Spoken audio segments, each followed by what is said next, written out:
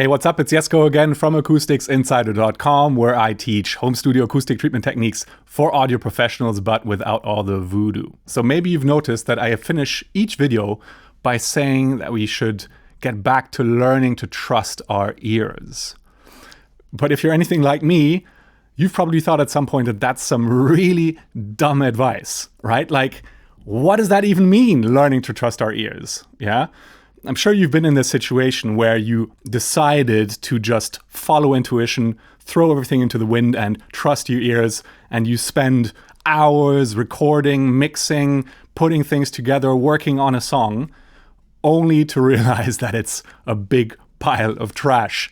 Yeah? It's not a particularly satisfying experience. The problem is that without context, just trusting your ears can really get out of control. So what does trusting your ears actually mean? How do you make sure that you learn the right things and you don't stumble into just the next hole of despair the next time you follow your own intuition?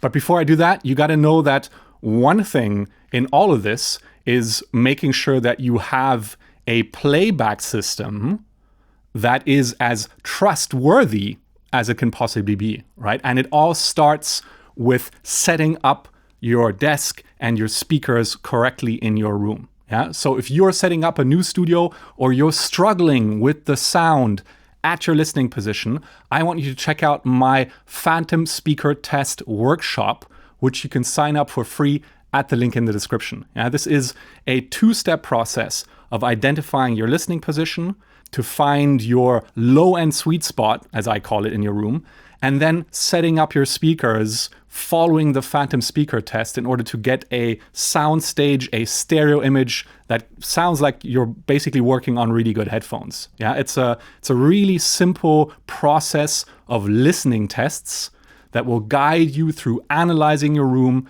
and then setting up your listening position and speakers correctly to make sure you're getting the most out of your speakers. So if you haven't done that already, make sure you check out my Phantom Speaker Test Workshop at the link in the description. But coming back to the question of trusting your ears, let me first say that it's not easy. Yeah. If you're struggling with this, know that you're not alone. Yeah. We all struggle with this. It is a difficult process. Even years into a professional career, it's still normal to develop massive doubts about certain aspects of your hearing. Yeah. The problem is that our hearing is a very complex system, yeah, that combines the physiology of the ear and then the brain interpreting all that data, but then also just your emotions, how you feel about what you're hearing. And what makes it even more difficult is that it seems really straightforward. Yeah, it's like what you're hearing is simply truth, and that's the end of it. Yeah, but the reality is actually quite different. There are many aspects to our hearing that can easily fool us into believing one thing or another. It's kind of like an optical illusion, but it's way more secretive. Often you can't immediately tell that you're being fooled. That's why in this process of learning to trust our ears, it really helps to, first of all, understand the different components of our hearing system and what potential pitfalls you might run into. Right? Obviously, starting again with the physiology of our ear. So the limits of what it can pick up, how that data is actually encoded and then sent to the brain, but also protective mechanisms. Yeah. So think about going to a really loud club and how your hearing actually kind of dampens that volume in order to protect you from those high SPL levels. And then we have the psychoacoustic effects. Yeah. So for example, how a change in volume changes our perception. Yeah. Then we have aspects like time masking and frequency masking. And then also just this whole idea, the whole concept of auditory memory. Yeah. How long can you actually remember sound? This is a really interesting topic that is actually quite difficult to understand and do proper research on, but it's definitely there and it massively impacts how you judge what you're hearing. But with all that kind of out of the way, learning to trust your ears really means refining your taste. This is getting to know what you like and dislike about music, but at a much deeper and much more focused level. Yeah, so I know what you're thinking at this point. You're probably saying to yourself, yeah, but Jesko, I know what I like about music. And I'm sure that you have a really good compass about when you connect with music and when you don't. But what I'm talking about is really getting to know music at a micro level. Yeah, not just more generally how a piece of music makes you feel. Just as an example, what kind of texture do you like about S sounds, right? Sibilants, yeah? Do you like it to be more kind of sharp, like a knife, kind of s, or do you like it to be a bit duller, more like a s, yeah? What about sh sounds? Maybe you like it if there's a bit of whistle in it, yeah? So if you've ever heard Matthew McConaughey talk, that's what he does. Yeah, he's got this kind of sh thing going on whenever he pronounces his, or whenever he articulates his S's. And how does your preference for this sibilance texture actually change with different styles of music or different vocal placement, for example, in a mix? It's getting to know music at this level of detail that I'm talking about when I say learning to trust your ears, or more accurately, refining your taste. Yeah? And you can apply the same concepts to all aspects of the music. Yeah? So when we're talking about dynamics, for example, both at a micro and a macro scale, yeah? How does volume change throughout the song? But how does volume also change when we're talking about vocals, for example, between words?